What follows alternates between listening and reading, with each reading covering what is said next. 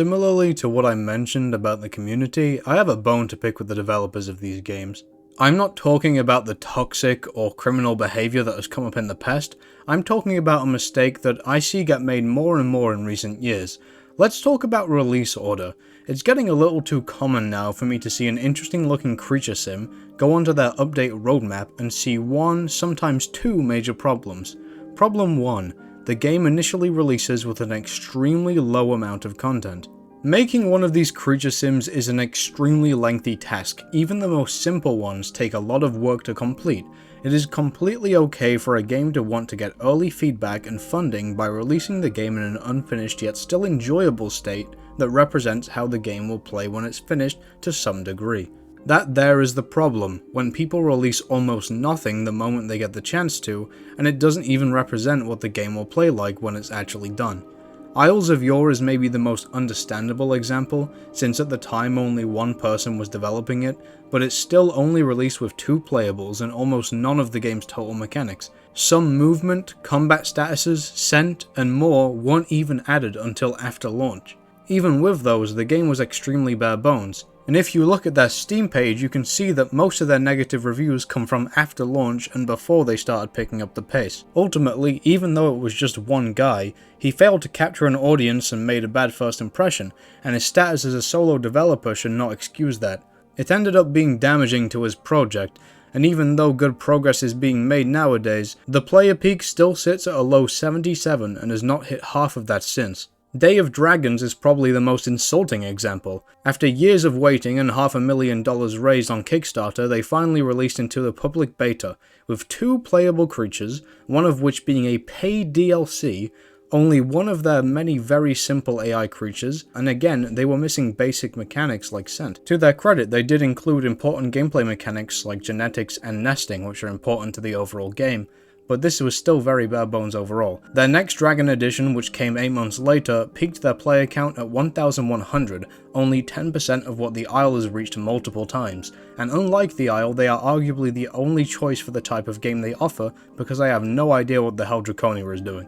I understand that there are other factors to this. The actual quality of what's in the game, and in Day of Dragon's case, previous issues most of the community knows about, are likely more important, but the lack of content definitely didn't help them. They had to make up for their reputation, but they didn't. In fact, the 2 dragons was one of the main complaints that I'd seen when the beta launched. So, with €17, I get to play as 1 dragon. Wow, it's almost like 2 and 3 are both small numbers, and you shouldn't launch a game people think is a scam with paid DLC. Here's an example of a game that's probably going to do their initial release correctly.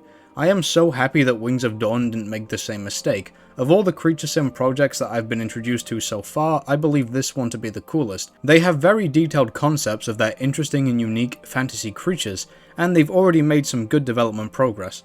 This is their tech demo roadmap.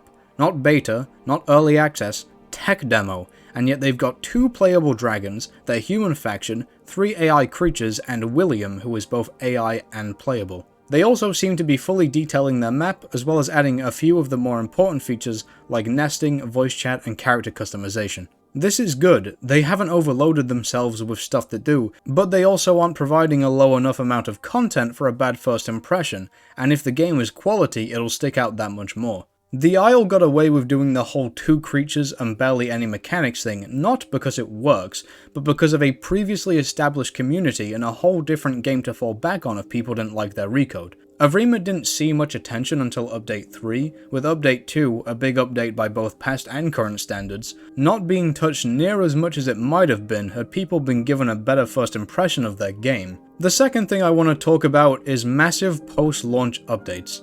Some will even make these updates after their bare-bones initial releases, making their updates larger than the game's launch from a player perspective. The Isle has done this multiple times with Update 2, 3, arguably 4, and now Update 6.5. Recently though, they've moved to a one-at-a-time update philosophy, which is good. Day of Dragons is doing this with their big 1.0 update, that they've been working on for over a year now, while their game continues to get a quarter of the players that Beast of Bermuda does. And Pangea Survival released their Chapter 2 update after working on it for God knows how long. I shouldn't even have to explain why this is a bad idea as a small development team, especially if you've already given a poor first impression of your game.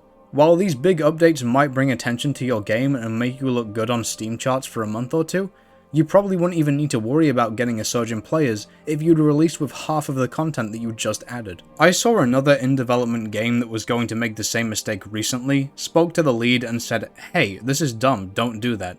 And now, instead of a 2 dinosaur launch with 3 mechanics, they've got 6 dinosaurs and a handful of other different things. If you know someone who's going to do this, please say something, it'll only be beneficial to them. There's also the opposite extreme of initially releasing a game with so much content that you're in your 40s when people can actually play it.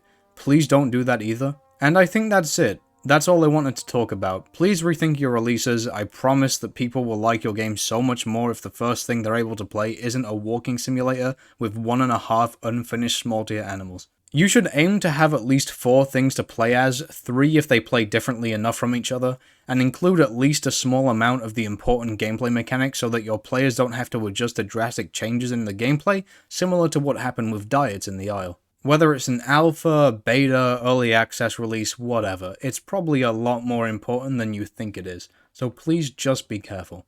As I go, I want to thank the people supporting me on Patreon for, well, the support. If you want some extra benefits like polls and seeing videos early, you can go to the link in the description and take a look at that. You know, something that I've noticed recently is that a lot of games in this genre have gone through some sort of big change, and I don't necessarily mean the big content updates that I mentioned earlier, more like Avrima, like recodings or updates that change how the game works completely.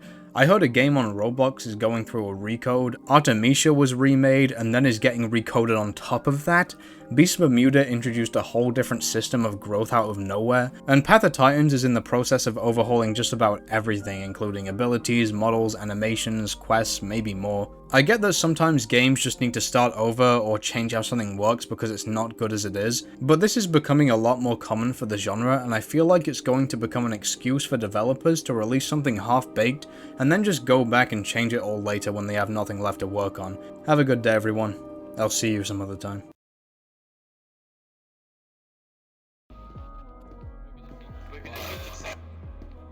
I don't like it. Come up here. Come up here. Stand on the balcony. Stand on the balcony. Jump off. Jump off the balcony. Jump off the balcony. No. You too. Jump off. What do you mean no? What the fuck? Are you from China? No. I'm trying to be with you. Oh shit.